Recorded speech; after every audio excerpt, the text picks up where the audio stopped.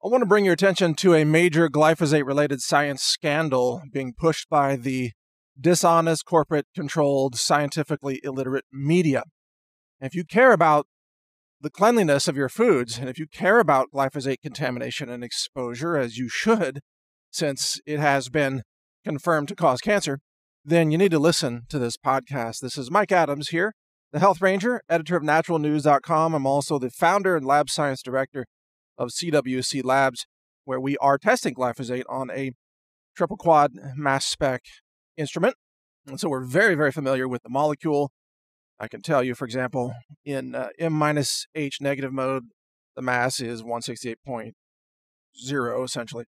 And so we look at the molecule, and we look at also derivatives of it, AMPA, and N-acetyl glyphosate, which is a compound molecule that is larger than just glyphosate alone. And anyway, we know the science on glyphosate, but look, the media is constantly lying to you about glyphosate by reporting that foods, quote, test positive for glyphosate.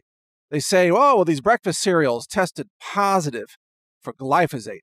This is essentially a lie, and I'm going to explain why, and you may find this surprising. Now, the EWG, Environmental Working Group, did a lot of tests on cereals and other products. I mean, they didn't do the test themselves. They sent it out to outside labs like my lab that can run glyphosate. And then they published the results. And now the Environmental Working Group did publish what's called the quantitation levels of how much glyphosate was found in the various foods. And often those quantitation levels are expressed in the form of, for example, micrograms per milliliter or micrograms per gram or milligrams per kilogram. Different units. Some of them are mass over volume and others are mass over mass, for example. So the units can be very confusing to people who are not lab scientists. And this is one reason why a lot of the media misreports glyphosate findings, because they don't understand the units. And again, units can be quite confusing if you're not used to dealing with, what's a microgram per milliliter? What does that mean? Parts per million, parts per billion. If you're not used to dealing with these units, it can be a bit of a challenge. But here's what you really need to know. Everything in the world that is a food, everything in the grocery store will, quote, test positive for glyphosate. Everything, without exception. Why is that? Because there's glyphosate. Well, first of all, the definition of testing positive simply means that one or more molecules of glyphosate was found. That's it. Just one molecule, that's all it takes. Then it tests positive. Well, is one molecule of glyphosate going to harm you? No, not at all. Not even a million molecules. I mean, molecules, especially glyphosate, is a very tiny molecule, 169 Daltons is its molecular mass. It's a very small molecule. And you get a lot of molecules in a mole. That's a chemistry term. A lot of molecules are floating around everywhere because glyphosate is sprayed everywhere. Millions of tons of glyphosate are deployed on farms just in America every year. Millions of tons. And globally, I don't know how big the number is, but it's huge. The point is, there is literally glyphosate floating around in the air. And this is a very sad thing. This is the poisoning of our planet. Make no mistake.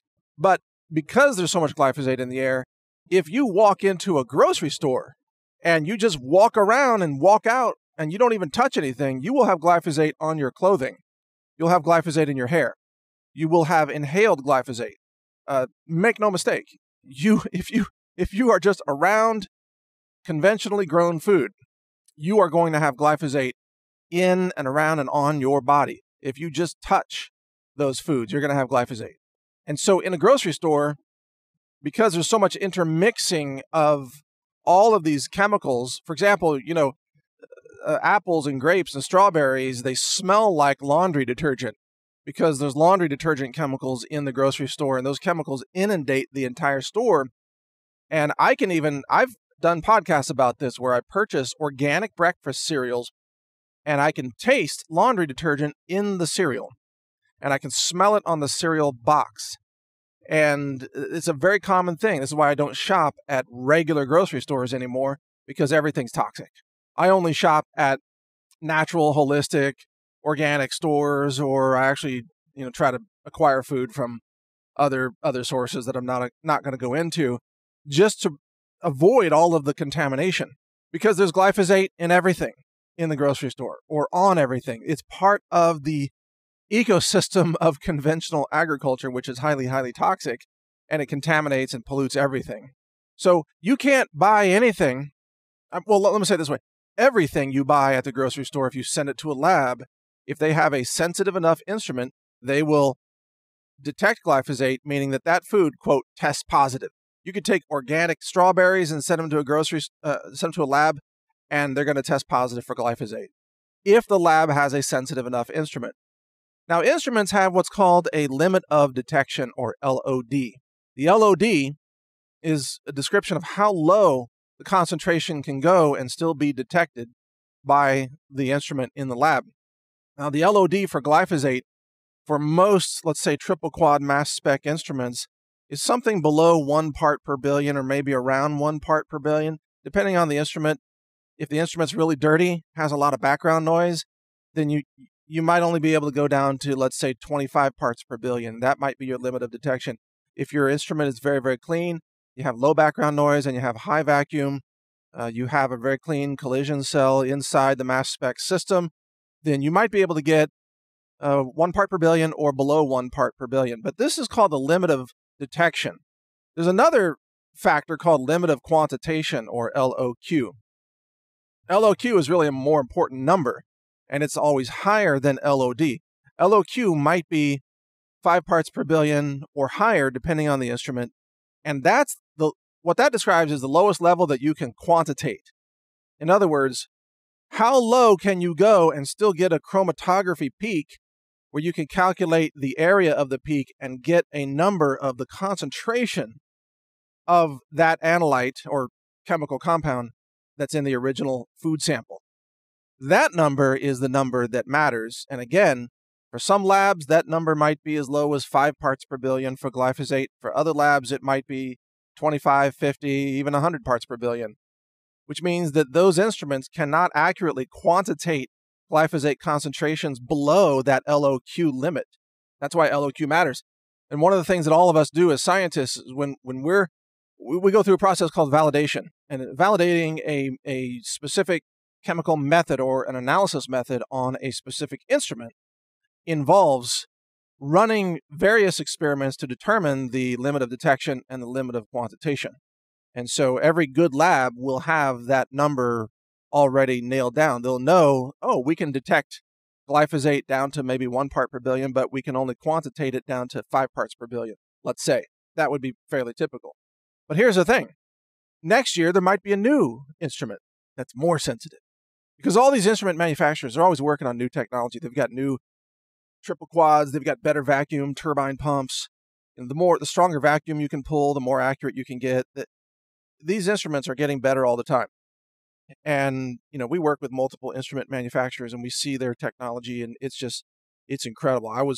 We actually had a mass spec triple quad in our lab recently that was loaned to us by one of the major manufacturers just to get our input and feedback on it. And where these things used to be the size of like a dorm room refrigerator or 2 of those stacked side by side, this new triple quad was the size of like a microwave oven. So they're getting much smaller, even though they're still triple quad instruments. And so sensitivities are getting better and better, which means that you could say, you could send a food sample to a lab right now, and that lab might say, well, no glyphosate detected, it's glyphosate free. But then next year, the same exact sample might be, oh yeah, we found glyphosate. Well, why is that? Because the instrument's better. The instrument can detect lower and lower concentrations, maybe 100 parts per trillion at some point of glyphosate, because of all these improvements that I've mentioned here. So if as the instruments keep getting better, more and more of everything will test, quote, positive for glyphosate, to the point of it being totally meaningless.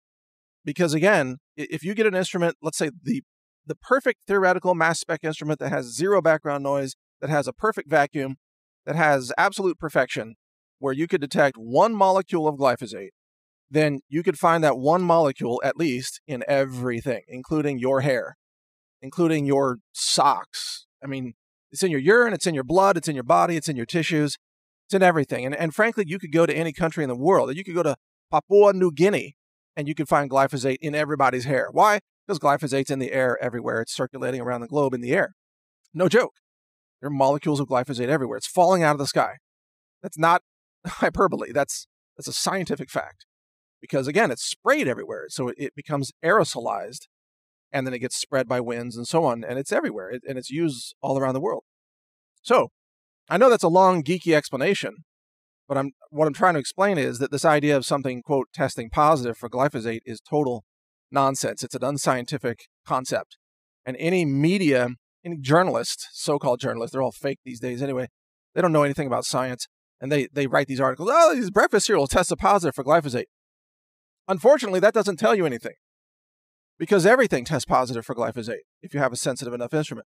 The question that you need to know, and what I'm focused on, is what is the concentration of glyphosate in these products? Now, if they start reporting, oh, well, hey, in this breakfast cereal, it's let's say 100 parts per billion. We'll just use ppb. You could say,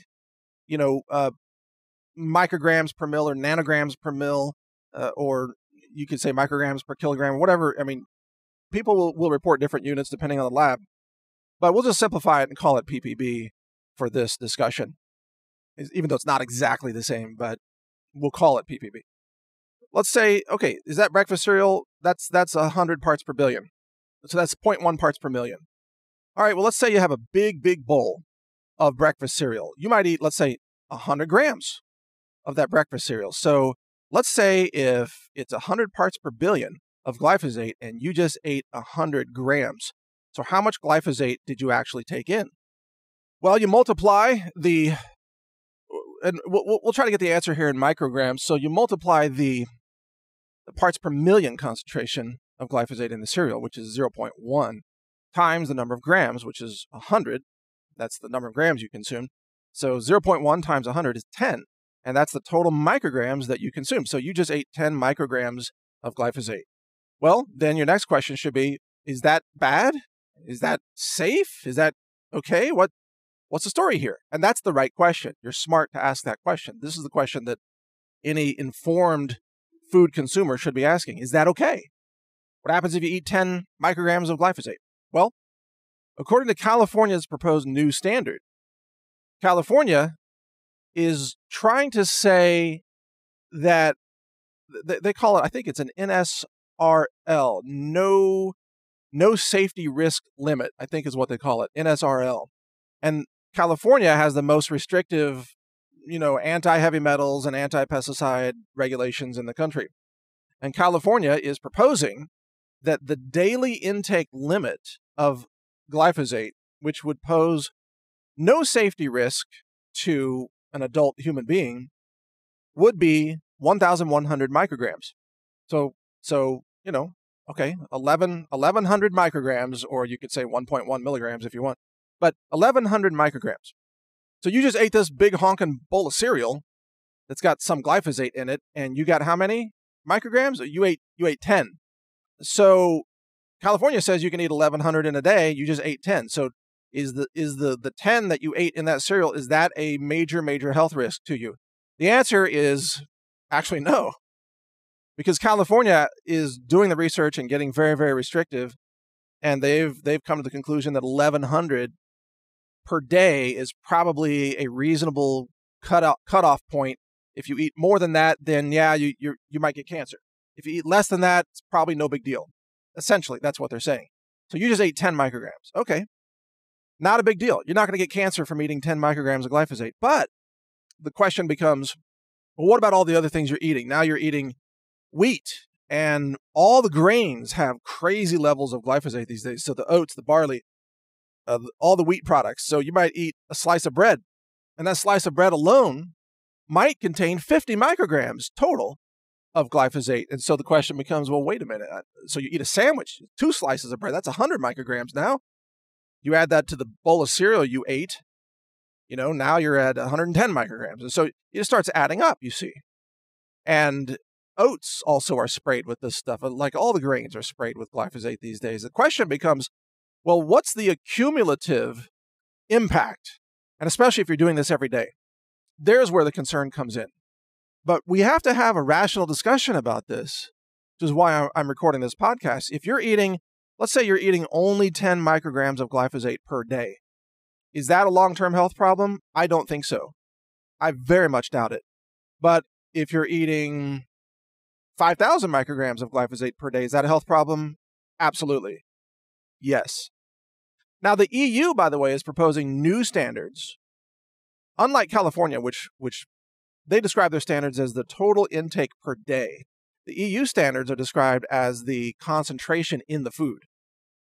In other words, parts per billion, yet again. And I've gone through the new EU proposed standards, and most fresh foods, vegetables, and fruits are described as having a new limit of 50 parts per billion of glyphosate. 50 parts per billion, that's a very strict limit. That's very low.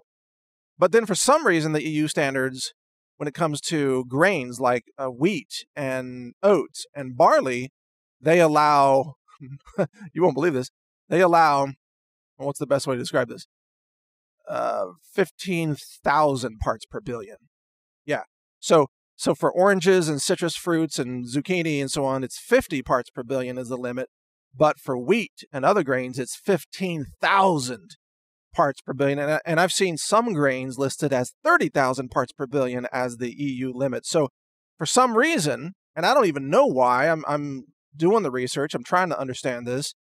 For some reason, they have very strict limits on carrots and cilantro and fruit, apples, whatever. But then the limits for grains are crazy high, like orders of magnitude higher, which means you might be able to get more glyphosate in one bite of oatmeal than you would get from eating, fresh fruits for like 6 months. I mean, think about that. That's crazy. So yeah, I know the media is not reporting any of this, are they? You're probably thinking, wow, I'm only hearing this from the health ranger. Yeah, exactly. I'm astonished about that too. It's like the media just has no clue about what's going on. They haven't read any of these documents. This is what I do. I read this stuff. I go through, I'm a total lab geek. I go through and read these documents and I study them and I find out like, what the WTF, man, on glyphosate? What's going on here? So it turns out, well, let me just wrap this up and say, we're going to be testing off-the-shelf products. This has been my dream for quite some time. We're delayed more than a year from where I wanted to be, but it's coming. And my goal is to determine the glyphosate concentrations and report them accurately for off-the-shelf foods.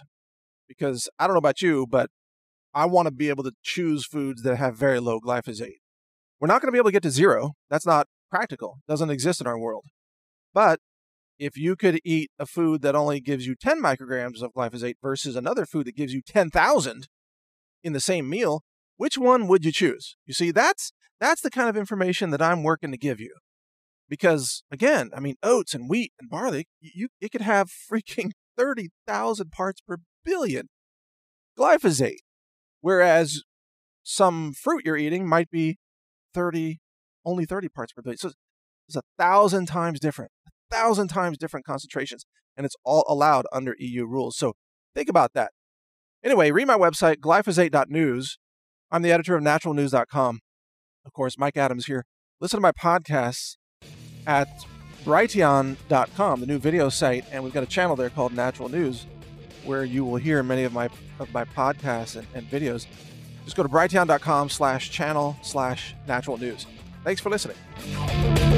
Learn more at healthrangerreport.com. Thank you for watching. If you want to support our mission, visit us at healthrangerstore.com for the world's largest selection of lab-verified superfood and nutritional products for healthy living. It's at healthrangerstore.com.